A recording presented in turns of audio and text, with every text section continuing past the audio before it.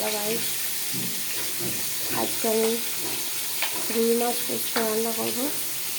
দেখুন, মাছের পিসগুলো ভাজা হয়েছে।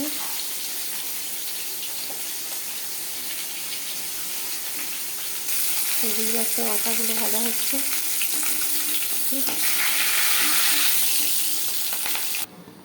এরপরে পেঁয়াজ আটাটা দিচ্ছি, নাড়াচাড়া করে নিই।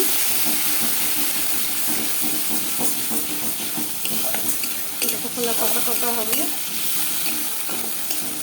ততক্ষণ নাড়াচাড়া কষা কষা হয়ে মাছগুলো দিয়ে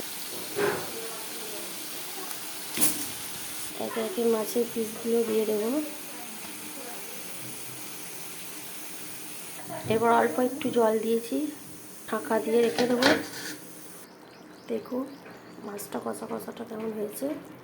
এরপর একটু পর পোস্ত বাটা দেবো। এবার পোস্ত বাটা হয়ে গেছে।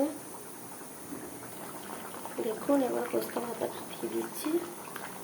পোস্ত বাটাটা দিয়ে ফেলেছি। এবার একটু নাড়াচাড়া করি। দেখুন ফুটছে